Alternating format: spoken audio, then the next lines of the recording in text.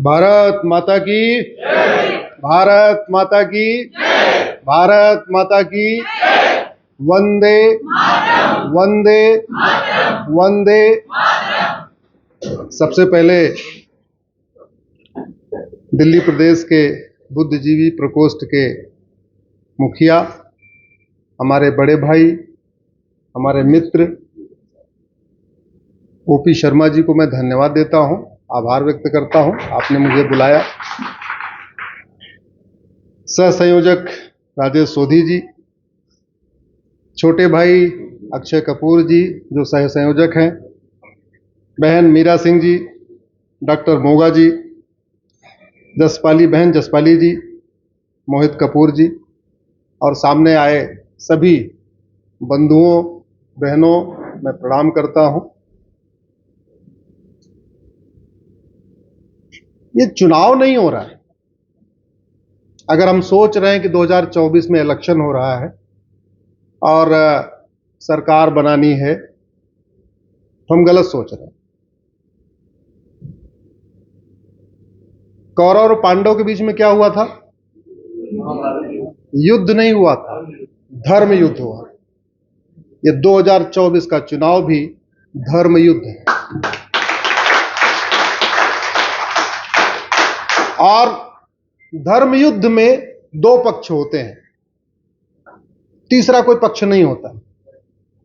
या तो आप धार्मिक हैं या तो आप अधर्मी हैं, तीसरा नहीं होता। भगवान कृष्ण ने बोला धर्म युद्ध में या तो आप धर्म के साथ हैं और या तो आप धर्म के खिलाफ हैं, तीसरा कोई पक्ष नहीं है।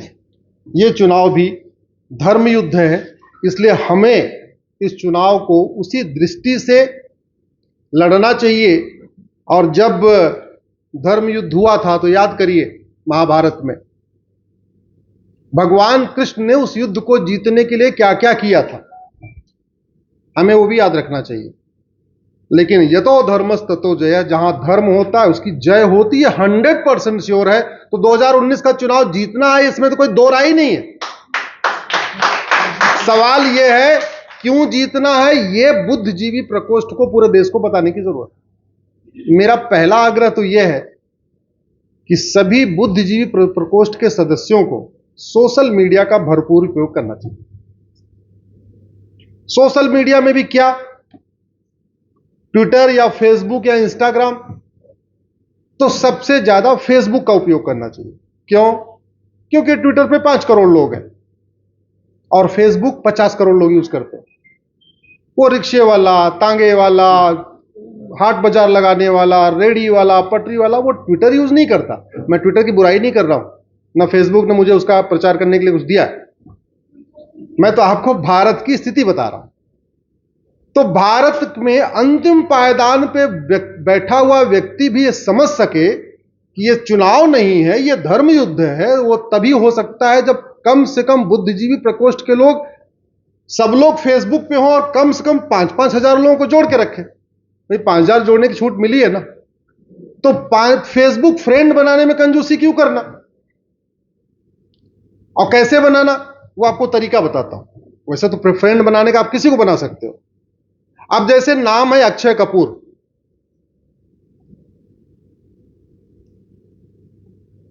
अब अक्षय कपूर सबको जोड़े, ठीक है, लेकिन अगर ये अक्षय नाम वालों को जोड़ेंगे तो सारे अक्षय इनकी बात बड़े ध्यान से सुनेंगे, या कपूर को जोड़ेंगे तो ध्यान से सुनेंगे। तो इनकी फर्स्ट प्रायोरिटी होनी चाहिए कि सारे अक्षय कपूर को फ्रेंड रिक्वेस्ट भेजें। जब अक्षय कपूर खत्म हो जाए तो अक्षय को भेजें, जब अक्षय खत्म हो जाए तो कपूर को भेजें। लेकिन मेरा यह मानना है ये अक्षय कपूर, अक्षय और कपूर में 5,000 फ्रेंड इनको मिल जाएंगे। अब जैसे हमारी बहन मीरा जी हैं, मीरा सिंह, हां, तो पहले आप मीरा को फ्रेंड बनाना शुरू करिए, जब मीरा खत्म हो जाए तो सिंह को बनाना शुरू करिए, फिर मीरा सिंह को बना लीजिए, 5,000 हो गए आपके। मेरा यह मानना है ये एक नेटवर्किंग का तरीका है। अंत बिल्कुल लास्ट मोमेंट पे बैठा हुआ, बात ऐसी हो कि जो दिल्ली में बात हो आज, ये 24 घंटे के अंदर मुर्शिदाबाद तक पहुंच जाए। जो हम आज बात कर रहे हैं, हमारा नेटवर्क ऐसा होना चाहिए 24 घंटे के अंदर वो कच्छ भी पहुंच जाए, कामरूप भी पहुंच जाए, लद्दाख भी पहुंच जाए, लक्षद्वीप भी पहुंच जाए। और हमारी आपकी बात को कोई और नहीं डालेगा, हमें आपको डालना पड़ेगा। इसलिए पहला निवेदन आपसे हम कर रहे हैं, इस धर्म युद्ध को जीतने में सबसे पहले सोशल मीडिया का उपयोग करिए, और जितने लोग इस धर्म युद्ध में एक्टिव हैं, केवल 3 काम कर लें। एक बार अपने मोबाइल नेटवर्क में, उनके फोन में जितने कांटेक्ट हैं उनको 2-2 मिनट फोन कर लें बस। 500 लोग हैं, 1-1 मिनट फोन करिए, 500 मिनट लगेगा। एक बार व्हाट्सएप पे मैसेज डाल दीजिए, वोट जरूर करना, राष्ट्रहित में करना, जो आपको ठीक लगे। एक बार ब्रॉडकास्ट भेज दें, व्हाट्सएप भेज दिया, एक बार एसएमएस भेज दिया, एक बार फोन कर दिया, फेसबुक पे एक बार लिख भी दिया वोट करना। मैं गारंटी के साथ कहता हूं कि 50% वोटिंग अपने आप जो है 75% वोटिंग पहुंच जाएगी, 100% पहुंच जाएगी। क्योंकि इतना तरीका अपना लिया जाए, आपके मोबाइल में जितने फोन है उनको फोन करिए, उनको एसएमएस भेजिए, उनको व्हाट्सएप करिए, अपने फेसबुक पे लिख दीजिए। अब सवाल यह है कि अब की बार 400 पार क्यों? भाई 10 साल तो लग गए गड्ढे भरने में, 55 साल का गड्ढा था, उसमें 2 साल शास्त्री जी का टेन्योर छोड़ दीजिए तो 53 साल एक ही परिवार का गड्ढा था। टोटल 55 साल जो रूल हुआ उसमें से 2 साल शास्त्री जी रहे लगभग, अदरवाइज 53 साल एक परिवार रहा। उस परिवार ने भारत को और भारत की संस्कृति को बर्बाद करने के लिए ऐसे ऐसे घटिया कानून बनाए हैं, उसको दोबारा ठीक करने के लिए 400 पार ही चाहिए। अब हाईवे नहीं बनाना, हाईवे बन गया, एयरपोर्ट बन गया, दीपक जी ने बताया, hospital, shopping mall, airport, expressway सब बन रहा है। उसको बनाने के लिए 400 पार नहीं चाहिए, उसको बनाने के लिए 272 चाहिए। 400 पार तो चाहिए भारत को बचाने के लिए, भारत की संस्कृति को बचाने के लिए, भारत की परंपरा को बचाने के लिए, भारत के ज्ञान विज्ञान को बचाने के लिए, भारत के त्योहार को बचाने के लिए, माताओं के मंगलसूत्र को बचाने के लिए, माताओं के सिंदूर को बचाने के लिए, बहन बेटियों की रक्षा के लिए, भारत में राम राज्य स्थापित करने के लिए, भारत को विश्व गुरु बनाने के लिए। और बड़े बड़े खेल हुए। अभी मैं आपसे सवाल पूछूंगा, सवाल मैं 50 पूछूंगा, लेकिन उत्तर आपका एक ही होगा। मैं शुरू करता हूं, आप शुरू करो। भारत के संविधान से चित्रों को किसने हटाया? जोर से बोलिए जरा। कांग्रेस। आप लोग बस बोलते जाओ, रिकॉर्डिंग हो रही है, उत्तर अपने आप आएगा। मैं सवाल पूछूंगा, सवाल मेरे 50 होंगे, उत्तर आपका एक होगा, तो आपको भूलना नहीं है। भारत के संविधान से भगवान राम, लक्ष्मण, कृष्ण, भगवान महावीर, गौतम बुद्ध, हनुमान जी, नटराज, छत्रपति शिवाजी महाराज, गुरु गोविंद सिंह, सबका चित्र किसने हटाया? वंदे मातरम को भारत का राष्ट्रगान किसने नहीं बनने दिया? भगवा झंडा को राष्ट्रीय झंडा किसने नहीं बनने दिया? संस्कृत को भारत की राष्ट्रभाषा किसने नहीं बनने दिया? सरदार पटेल को प्रधानमंत्री किसने नहीं बनने दिया? बाबा साहब को इस्तीफा देने के लिए किसने मजबूर किया? श्यामा प्रसाद मुखर्जी जी को इस्तीफा देने के लिए किसने मजबूर किया? आर्टिकल 35A किसने जोड़ा? आर्टिकल 370 किसने जोड़ा? वक्फ एक्ट किसने बनाया? मठ मंदिरों को कंट्रोल करने के लिए कानून किसने बनाया? पूजा स्थल कानून किसने बनाया? माइनॉरिटी मेजॉरिटी के आधार पर बांटने के लिए माइनॉरिटी कमीशन किसने बनाया? भारत में पहली बार माइनॉरिटी अफेयर मिनिस्ट्री किसने बनाया? प्रियम्बल में सेकुलर शब्द किसने जोड़ा? भारत को इंडिया का नाम इंडिया किसने बनाया? गुरुकुल शिक्षा को किसने बर्बाद किया? मदरसा और मिशनरी स्कूल को किसने प्रमोट किया? एएमयू को माइनॉरिटी यूनिवर्सिटी का दर्जा किसने दिया? विदेशी फंडिंग के लिए एफसीआरए किसने बनाया? भारत की चिकित्सा व्यवस्था को किसने बर्बाद किया? घुसपैठियों को बसाने के लिए सिटीजनशिप एक्ट में सेक्शन 6A किसने जोड़ा? जोर से बोलिए। चीन को जमीन किसने दिया? पाकिस्तान को जमीन किसने दिया? म्यांमार को जमीन किसने दिया? लंका को जमीन किसने दिया? परमानेंट यूएन की परमानेंट मेंबरशिप चीन को किसने दिया? जाति भाषा क्षेत्र के आधार पर हमें किसने बांटा? अगड़े पिछड़े के आधार पर किसने बांटा? गुलामी के नाम किसने बरकरार रखे? गुलामी के निशान किसने बरकरार रखे? गुलामी की कुरीतियों को किसने आगे बढ़ाया? गुलामी की कुप्रथाओं को किसने आगे बढ़ाया? गुलामी की भाषा को किसने प्रमोट किया? गुलामी की शिक्षा को किसने प्रमोट किया? गुलामी की न्याय व्यवस्था को किसने आगे बढ़ाया? गुलामी की व्यापार व्यवस्था को किसने आगे बढ़ाया? भ्रष्टाचार को किसने आगे बढ़ाया? अपराध किसने आगे बढ़ाया? घुसपैठ किसने बढ़ाया? धर्मांतरण किसने बढ़ाया? माओवाद नक्सलवाद किसने बढ़ाया? अलगाववाद कट्टरवाद किसने बढ़ाया? सवाल 50 और उत्तर। अब ये जो मैं आपको ठीक कह रहा हूं, इसको ठीक करने के लिए 272 नहीं चाहिए बल्कि 400 पार चाहिए। क्यों? क्योंकि कानून बनाने के लिए सिंपल मेजॉरिटी चाहिए होती है। संविधान में हुए जो गलत बदलाव किए गए उसको ठीक करने के लिए 2/3 बहुमत चाहिए लोकसभा में, 2/3 चाहिए राज्यसभा में। राज्यसभा में चूंकि 117 है तो इसलिए 2/3 तो हो ही नहीं सकता। तो दूसरा तरीका यह है कि ज्वाइंट सेशन बुलाया जाए, उस ज्वाइंट सेशन में 521 सांसद सपोर्ट करें। 521 चाहिए, राज्यसभा में 117, तो 521 - 117 हो गया 404। तो अब की बार इसलिए चाहिए 400 पार। और 400 पार कैसे आएगा? मैंने पहले बताया, मोबाइल को मिलाइए, अगले 2 दिन 3 दिन कोई काम मत करिए, केवल आपके फोन में जितने कांटेक्ट हैं उनको फोन करना शुरू कर दीजिए, एसएमएस भेजना शुरू कर दीजिए। एसएमएस भी फ्री है, डाटा भी फ्री है, व्हाट्सएप मैसेज भेजना शुरू कर दीजिए, फेसबुक पे लिखना शुरू कर दीजिए। मैं गारंटी के साथ कहता हूं 400 पार हो जाए, 100% हो जाए। कैसे कैसे धोखा किया है। मकान का स्ट्रक्चर तो बदला जाता है शर्मा जी, मकान की फाउंडेशन कभी नहीं बदली जाती। आप लोग फ्लैट में रहते होंगे, कुछ लोग रहते होंगे, मान लीजिए 20 मंजिला फ्लैट है, 22 मंजिला फ्लैट, आपने अपना फ्लैट खरीद लिया। आपको यह अधिकार तो है कि आप जो फ्लोर आपका है उस फ्लोर पे आप ड्राइंग रूम को इधर से उधर शिफ्ट कर लो, किचन को इधर से इधर शिफ्ट कर लो, बेडरूम थोड़ा बड़ा छोटा कर लो, गमला इधर से उधर लगा दो, यह अधिकार तो है। उस बिल्डिंग की फाउंडेशन बदलने का अधिकार है क्या? आप उसकी फाउंडेशन को खोदते हैं क्या? कांग्रेस ने संविधान की फाउंडेशन को खोद दिया।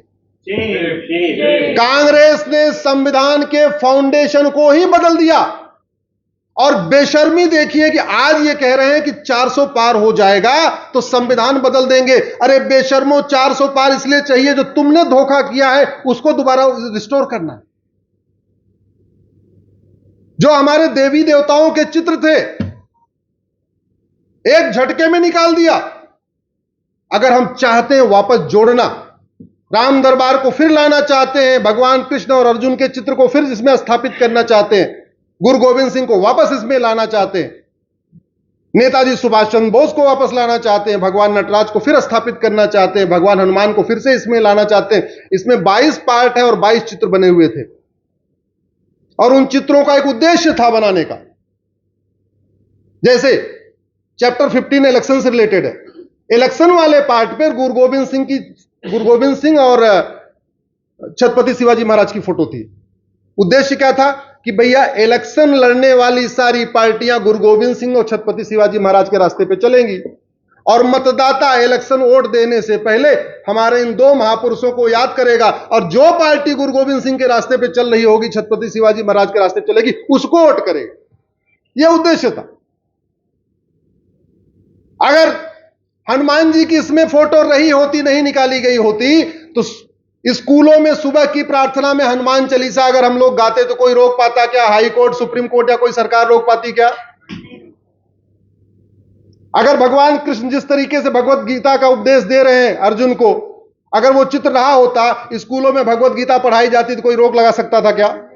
राम दरबार रहा होता तो रामचरितमानस पढ़ाने में कोई रोक लगा सकता था क्या? नहीं।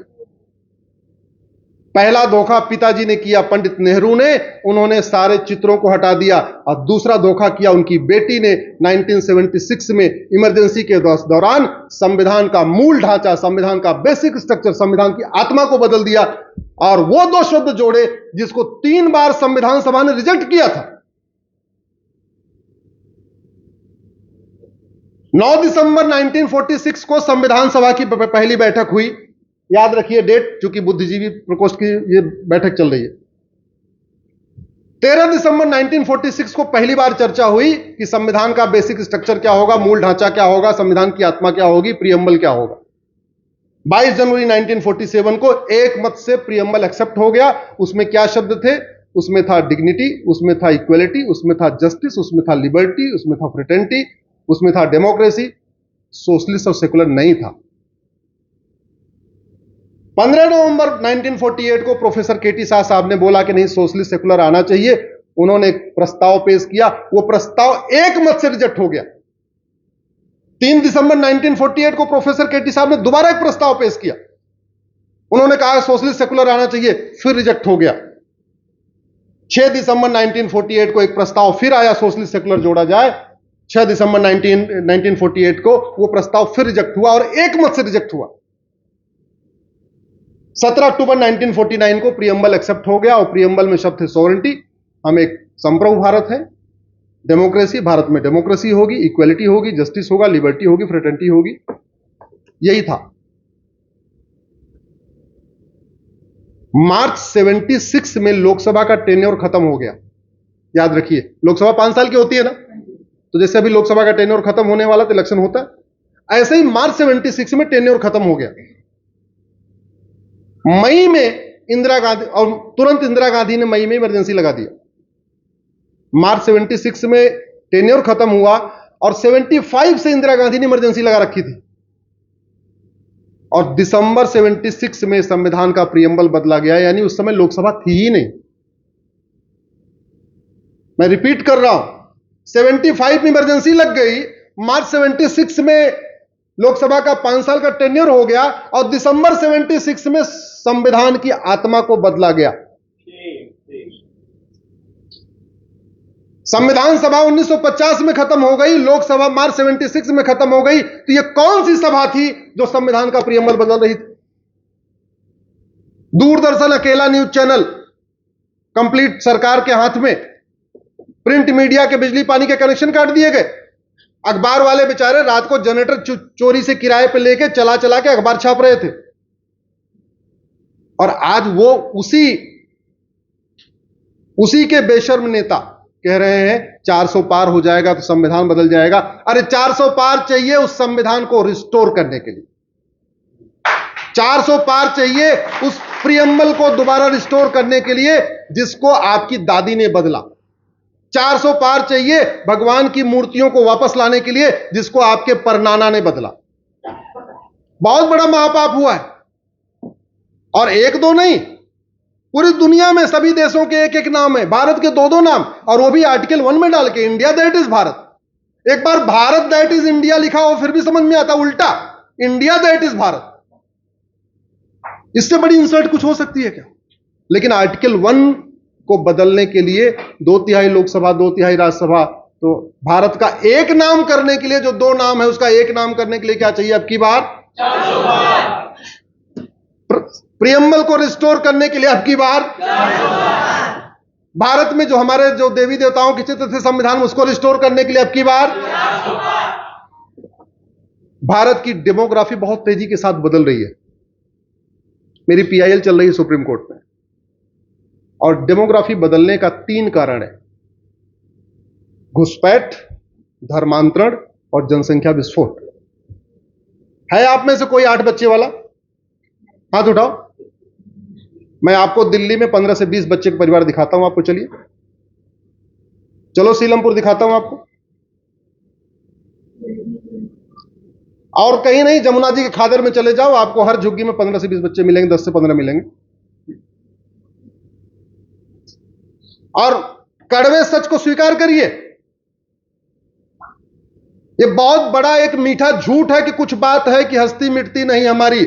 अरे बस्ती की बस्ती मिट गई है। 1805 में प्रधानमंत्री थे पंडित नंदराम टिक्कू, गांधार के कश्मीरी ब्राह्मण थे। 1830 में परिवार सहित वहां से भाग गए, उसको अफगानिस्तान आज की डेट में कहते हैं। गलतफहमी मत रहिएगा, कुछ बात है कि हस्ती मिटती नहीं हमारी, हस्ती मिटी है और छोड़ के सब कुछ भागे हैं। आडवाणी जी सब कुछ छोड़ के आए थे, जेठमलानी जी सब कुछ छोड़ के आए थे, इंद्र कुमार गुजराल साहब सब कुछ छोड़ के आए थे, मनमोहन सिंह जी सब कुछ छोड़ के आए थे। मिल्खा सिंह सब कुछ छोड़ के आए थे, खुशवंत सिंह सब कुछ छोड़ के आए थे। हम भी जी। अच्छा, आप भी हैं? ये देखिए, यही मिल रहा है, कुछ नहीं लेके आए थे। खड़े करो जी, कितने? आप सारे लोग छोड़ के आए, बताइए। आपको लगता है कि 1947 में भगा दिए गए तो एक ही बार भगाएंगे? अरे अब की बार 400 पार नहीं हुआ तो 25 साल बाद फिर भगाए जाएंगे, याद रखिएगा। भारत के 9 राज्यों में खत्म हो चुके हैं, 9 राज्यों में, 800 जिलों में से 200 जिलों में खत्म हो चुके हैं, यानी 25% जिले में खत्म, और 6000 तहसीलों में से 1500 तहसीलों में खत्म हो चुके हैं। भारत के बॉर्डर पे टोटल 300 तहसीलें, उन 300 की 300 तहसीलों में खत्म हो चुके हैं, चाहे वो नेपाल का बॉर्डर हो, चाहे वो बांग्लादेश का बॉर्डर हो, म्यांमार का बॉर्डर हो, चाहे आपका हिमालय का हो, चाहे इधर समुद्र का बॉर्डर हो या पाकिस्तान का बॉर्डर हो, बॉर्डर पे 100% खत्म हो चुके हैं। 300 तहसीलें हमारी बॉर्डर को टच करती हैं, उनमें 300 के 300 में खत्म हो चुके हैं। इसलिए गलतफहमी मत रहिए, कुछ बात है कि हस्ती मिटती नहीं हमारी। दुर्योधन के ननिहाल से हस्ती मिट गई, राजा भरत का ननिहाल जहां से माता कैकेयी आई थी, उसको आज की डेट में पाकिस्तान कहते हैं, वहां से हस्ती मिट चुकी है। पूर्वी बंगाल बांग्लादेश कहलाता है, वहां से हस्ती मिट चुकी है। भारत के 900 राज्यों से हस्ती मिट चुकी है, भारत के 200 जिलों से हस्ती मिट चुकी है, भारत के 1500 तहसीलों से हस्ती मिट चुकी है। समाधान संविधान में संशोधन करके इसमें डालना पड़ेगा। कानून बनाने से कोई आगे छेड़छाड़ कर सकता है, इसलिए पहले संविधान में डालना पड़ेगा। One nation one population code, हम दो हमारे दो सबके दो, इसको मानना ही पड़ेगा। इसलिए इसको संविधान में लाके जोड़ना पड़ेगा, और संविधान में जोड़ने के लिए क्या करना पड़ेगा अब की बार? इसलिए मैं कह रहा हूं, ये चुनाव नहीं हो रहा है, ये धर्म युद्ध है। इस सनातन धर्म को बचाने के लिए एक धर्मयुद्ध है, इसको धर्मयुद्ध के तरीके से समझिए। और वो तभी हो सकता है जब कम से कम सभी बुद्धिजीवी इस बात को खुद समझें और ज्यादा से ज्यादा उसका प्रचार प्रसार करें, तभी हो सकता है।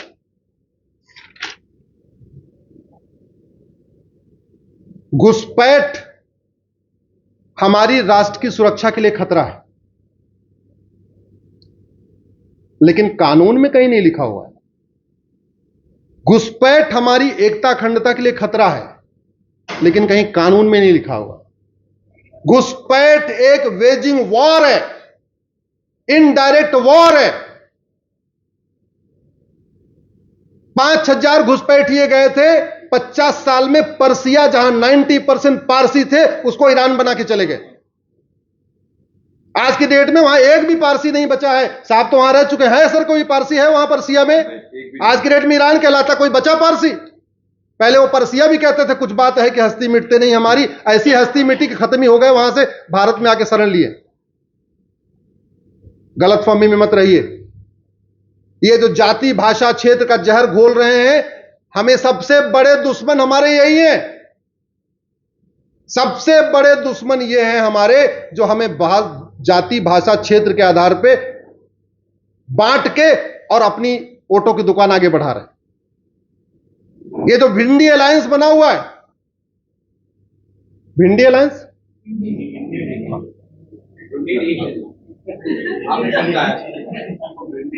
ये हमारे लिए बहुत बड़ा खतरा है। और आपके दिल्ली में भी एक तो पहले था, दूसरा और भी आ गया। इनको सबक सिखाने की जरूरत है। घुसपैठ हमारी राष्ट्र की सुरक्षा के लिए खतरा है, घुसपैठ हमारी देश की एकता अखंडता के लिए खतरा है। घुसपैठ से डेमोग्राफी बदलती है, और डेमोग्राफी बदलती है तो आपके त्योहार बदलते हैं, डेमोग्राफी बदलती है आपके विचार बदलते हैं, डेमोग्राफी बदलती है आपके रीति रिवाज बदलते हैं, डेमोग्राफी बदलती है आपकी सोच बदलती है, डेमोग्राफी बदलती है आपका व्यवहार बदलता है, सब कुछ बदल जाता है डेमोग्राफी बदलने से। दुनिया का सबसे बड़ा शिव मंदिर गंधार नरेश ने अपनी बेटी के लिए बनवाया था, जिसको माता गांधारी कहते हैं। वो शिव की पुजारी थी, उनके लिए गंधार नरेश ने दुनिया का सबसे बड़ा शिव मंदिर बनाया था। अफगानिस्तान में शिव मंदिर है क्या? वो बचा हुआ है क्या? जोर से बोलिए। दुनिया का सबसे बड़ा विष्णु मंदिर कैकेय नरेश ने अपनी बेटी के लिए, कैकेयी के लिए बनवाया था। पाकिस्तान में वो विष्णु मंदिर बचा है क्या? नहीं। इसलिए गलतफहमी मत पालिए। ये धर्म युद्ध को हमने ठीक से नहीं जीता, तो जो 1947 में हुआ था वो 2047 में होगा, कोई नहीं रोक सकता। इस पीएफआई के मंसूबों को अगर हमें एकदम खत्म करना है, जड़ से खत्म करना है, तो हमें अब की बार 400 पार चाहिए। क्यों, मैं आपको बताता हूं। आपने कभी सोचा यार ये पीएफआई पे 5-5 साल का बैन क्यों लगता है? लाइफ बैन क्यों नहीं लगा देते? संविधान में एक आर्टिकल 19 है, वो हमें 4 अधिकार देता है। बोलने का अधिकार, घूमने टहलने का अधिकार, व्यापार करने का अधिकार और एसोसिएशन बनाने का अधिकार। हमारे संविधान निर्माताओं ने जब यह अधिकार दिया तो उन्होंने कभी सोचा नहीं था हम बोलने का अधिकार दे रहे हैं तो दिल्ली में ऐसे बड़े बड़े झूठे नेता पैदा हो जाएंगे। एक नेता है ना जो सुबह से लेकर शाम तक प्रेस कॉन्फ्रेंस करता, झूठ बोलता रहता है। क्यों? क्योंकि भारत में झूठ बोलना पाप तो है, लेकिन झूठ बोलना अपराध नहीं है। जब अपराध नहीं है तो कानून का खौफ नहीं है, तो सुबह से लेकर शाम तक प्रेस कॉन्फ्रेंस करके झूठ बोलते रहो। अरे हम कहते हैं 50% आदमी सही मान ही लेंगे, जितने लोग वीडियो सुनेंगे उसमें 50% सही मान लेंगे। अब इस हमारे संविधान निर्माताओं ने दिया कि भाई अपने आप एसोसिएशन बना सकते हो, लेकिन उन्होंने कभी सोचा नहीं कि पीएफआई भी एसोसिएशन बन जाएगा। अब आर्टिकल 19 में जो अधिकार है वो अनलिमिटेड है, उसमें कोई लिमिट नहीं है। तो नतीजा ये हुआ आर्टिकल 19 के जरिए एसडीपीआई बन रहा है, पीएफआई बन रहा है और सिमी भी बन रहा है। देशद्रोही संगठनों को हमेशा हमेशा के लिए जड़ से खत्म करने के लिए आपको आर्टिकल 19 बदलना पड़ेगा। और आर्टिकल 19 फंडामेंटल राइट है। फंडामेंटल राइट को बदलने के लिए क्या करना पड़ेगा? टोटल 521 सांसद चाहिए, राज्यसभा में 117, इसलिए लोकसभा में 400। झूठ को गंभीर अपराध घोषित करने के लिए, झूठी शिकायत को गंभीर अपराध घोषित करने के लिए, झूठे मुकदमे को गंभीर अपराध घोषित करने के लिए, झूठी गवाही को गंभीर अपराध घोषित करने के लिए, झूठे हलफनामा को गंभीर अपराध घोषित करने के लिए आपको आर्टिकल 19 को बदलना पड़ेगा। आर्टिकल 19 फंडामेंटल राइट, इसलिए आपकी बार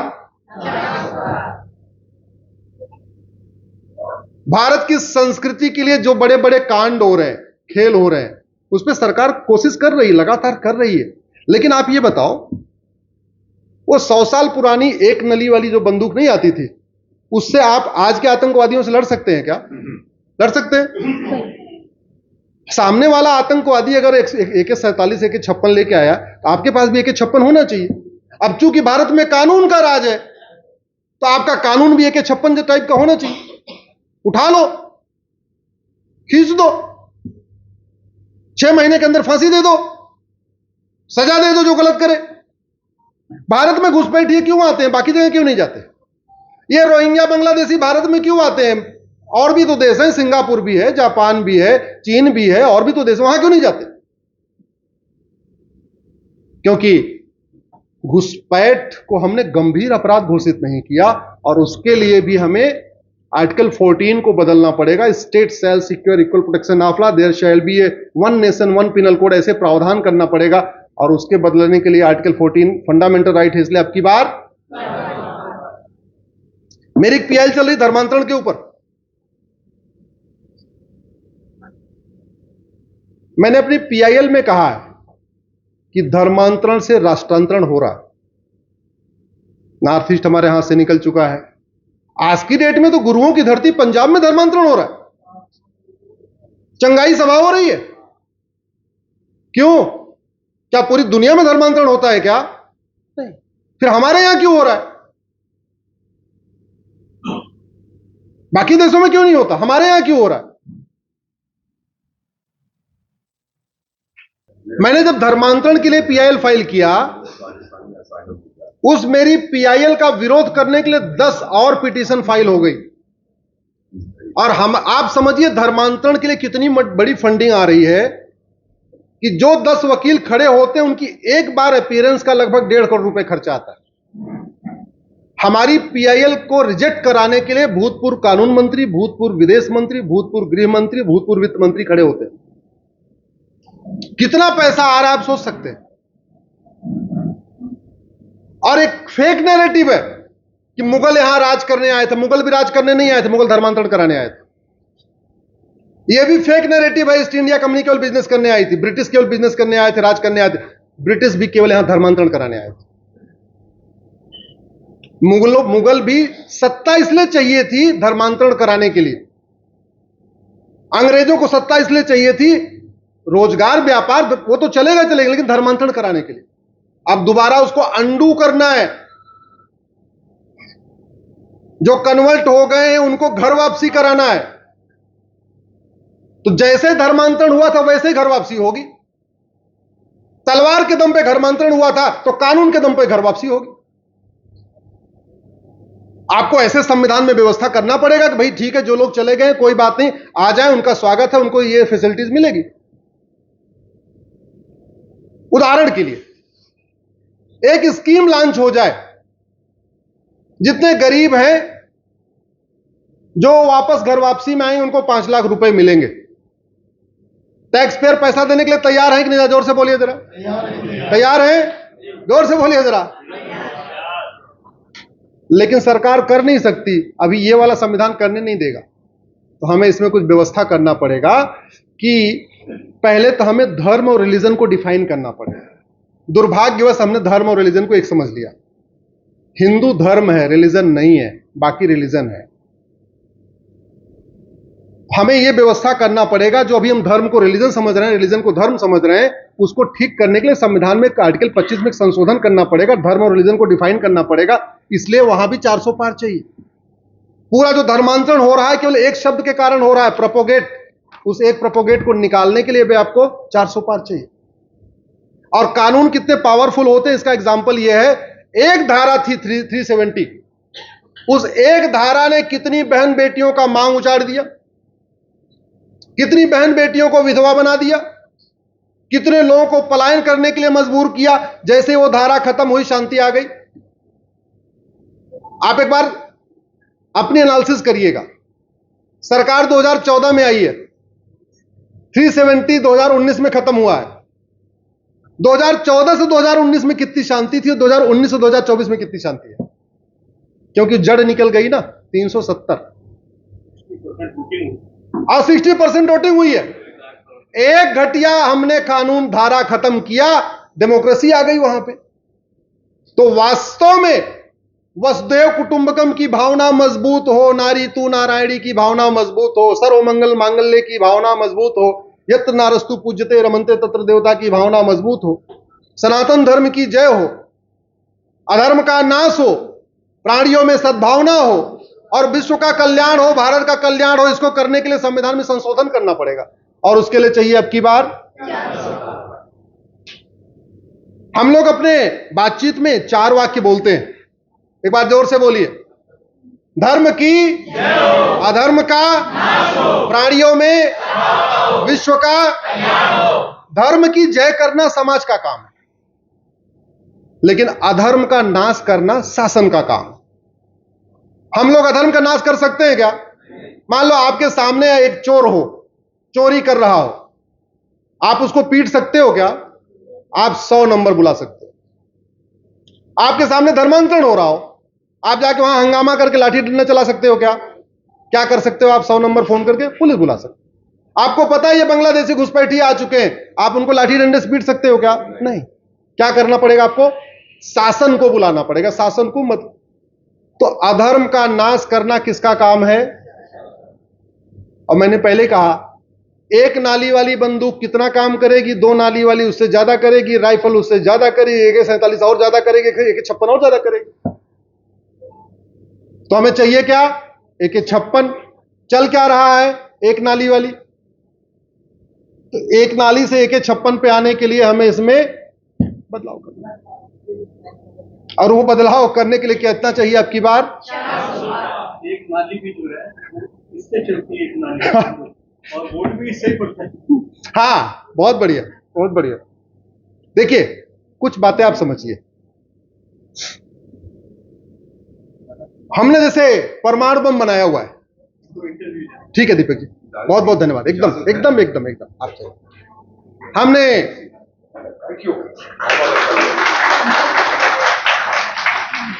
बहुत बहुत धन्यवाद, बहुत बहुत आभार। हमने ऐसे 1 करोड़ हमें और चाहिए।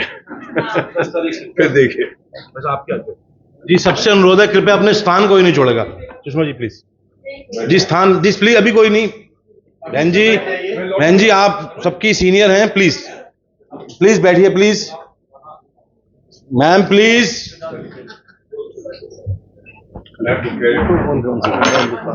Ma'am please. आप बोल दो सर। हाँ भैया एक चीज बताओ, हमारे पास परमाणु बम है, हमने किसी के ऊपर चलाया तो किस लिए बनाया? जब चलाया नहीं तो बनाया किस लिए? डराने के लिए। इधर आंख मत दिखाना, परमाणु बम रखा हुआ फेंक देंगे उठा के। हमने अग्नि बनाया, हमने ब्रह्मोस बनाया, हमने राफेल खरीदा, चलाया किसी के ऊपर? किस लिए रखा है अपने पास? डराने के लिए। इधर आंख मत उठाना, चला देंगे, थोड़ी देर में सवाल लेंगे। हम मॉर्निंग वॉक करते हैं, छड़ी लेके वॉक करते हैं, क्या जितने रास्ते में कुत्ते मिलते हैं सबको पीटते हैं क्या? तो छड़ी किस लिए लेके चलते हैं? डराने के लिए। कुत्ता इधर आएगा पीट देंगे, कुत्ता अपना छड़ी देखेगा अपने आप ठीक से रहेगा। ऐसे जो कठोर कानून बनाए जाते हैं वो खौफ पैदा करने के लिए बनाए जाते हैं, डराने के लिए बनाए जाते हैं। और भारत में कानून का राज है, इसको समझिए। भारत में किसका राज है? और वही घटिया है, उसी को बदलना है, उसी को ठीक करना है, उसी को दुरुस्त करना है। जो समस्या भारत में है अगर वो विश्वव्यापी समस्या नहीं है तो इसका मतलब यह हुआ हमारा कानून घटिया। जो बीमारी भारत में है अगर पूरी दुनिया में नहीं, इसका मतलब हमारी दवाई ठीक नहीं। अगर दिल्ली में ज्यादा अपराध है, दुबई में कम अपराध है, इसका मतलब नहीं कि दुबई का शासक ज्यादा अच्छा है, इसका मतलब दुबई का कानून ज्यादा अच्छा है। अगर भारत में घुसपैठ होती है, चीन में नहीं होती, इसका मतलब नहीं कि चीन का शासक ज्यादा अच्छा है, चीन की पुलिस ज्यादा अच्छी। चीन का कानून खौफ पैदा करने वाला। भारत में धर्मांतरण होता है, सिंगापुर में नहीं होता, इसका मतलब क्या? कानून का खौफ है। हमारे देश में वो है नहीं। और कानून का खौफ पैदा हो उसके लिए भारत में जस्टिस विद इन ईयर लागू करना पड़ेगा, क्विक जस्टिस सिस्टम। आज अपराध किया 6 महीने के अंदर सजा।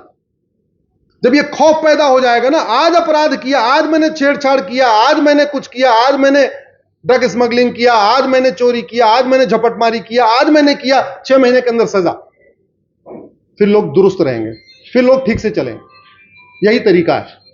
और उसके लिए आपको सबसे पहले 1 नेशन 1 पीनल कोड चाहिए, एक देश एक दंड संहिता। ये जो 50 कानूनों का मकर जाल चल रहा है ना, भ्रष्टाचार, अपराध, चोरी, लूट, झपटमारी के अलग अलग कानून, घूसखोरी, जमाखोरी, मिलावटखोरी, कालाबाजारी, नशा तस्करी, मानव तस्करी, सोना तस्करी, जो दुनिया भर का, इनको मर्ज करके 1 नेशन 1 पीनल कोड। उसके लिए आर्टिकल 14 को बदलना पड़ेगा। और आर्टिकल 14 फंडामेंटल राइट है, इसलिए उसके लिए क्या चाहिए आपकी बार? मुकदमे लंबे इसलिए चलते हैं कि झूठी गवाही होती है, झूठे हलफनामा होते हैं, झूठी जिरह होती है। अदरवाइज ये 50% मुकदमे तो झूठे होते हैं। भाई एक आदमी कह रहा है कि मैंने वसीयत कराई, हमारी असली है। शर्मा जी कह रहे हैं मैंने वसीयत कराई, हमारी असली है। दोनों में किसी एक का तो सही होगा, एक का गलत होगा।